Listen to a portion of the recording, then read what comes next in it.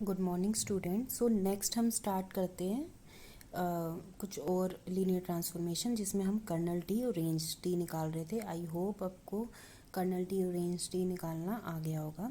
So next question 7 करते हैं।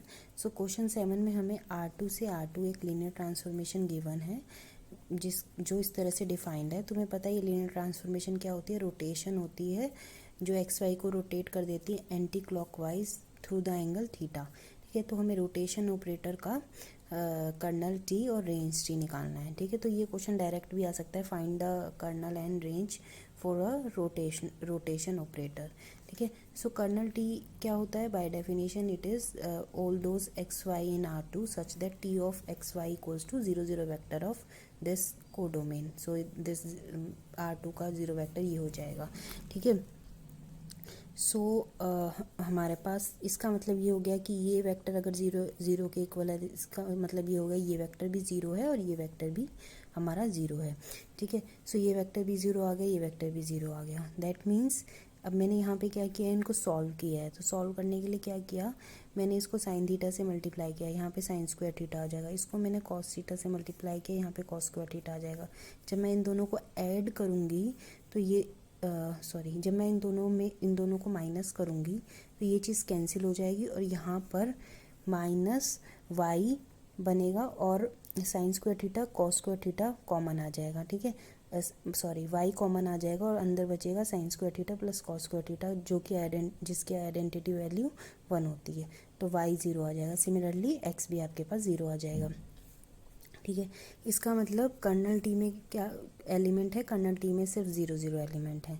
ठीक है, सो रेंज टी लिखते हैं। रेंज टी में हमें टी ऑफ एक्स वाई लिखना होता है where x y belongs to this vector belongs to R2। ठीक है, सो हमने यहाँ पर लिखा तो x कहाँ से आ रहा है? R से आ रहा है एंड y कहाँ से आ रहा है? R से आ रहा है।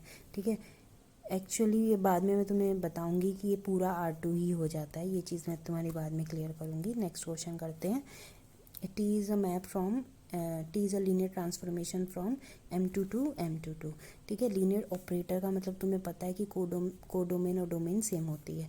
ठीक है, सो M2 means matrix set of all matrices of order 2 × 2। ठीक है, सो ऑपरेटर क्या कर रहा है? टी ऑफ ए यहाँ पर क्या है? एक मैट्रिक्स है ऑफ ऑर्डर 2 × 2। वो उसका ट्रांसपोज आउटपुट क्या दे रहा है? उसका ट्रांसपोज। ठीक है, हमें इसका कर्नल और रेंज निकालना है। तो कर्नल टी क्या होगा? इसका element such that T of A equals to 0 0 of this 0 element of this space, this vector space, और इस वेक्टर स्पेस का 0 एलिमेंट क्या होगा? 0 मैट्रिक्स। ठीक है, so A belongs to M2 A transpose equals to 0।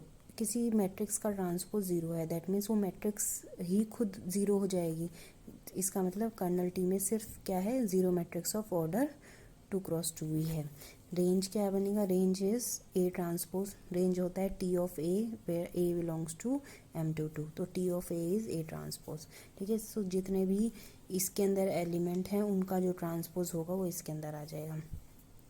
ठीक है, नेक्स्ट एग्जांपल करते हैं। थोड़ा सा है लेंदी, तो इसमें क्या है? M2 से M2 लीनियर ऑपरेटर दिया है लेकिन मैप अलग तरह से डिफाइंड है।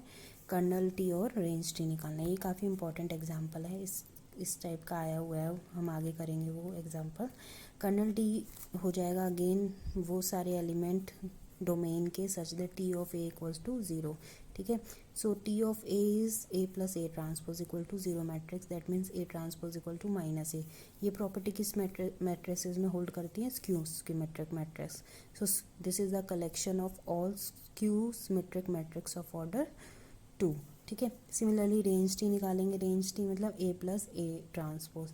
एक्चुअली में अगर मैं इस मैट्रिक्स को बी ले लूँ और इसका ट्रांसपोज निकालूँ तो मैं नोट करूँगी बी का ट्रांसपोज बी ही आ रहा है। That means this is the symmetric matrix of order 2 × 2।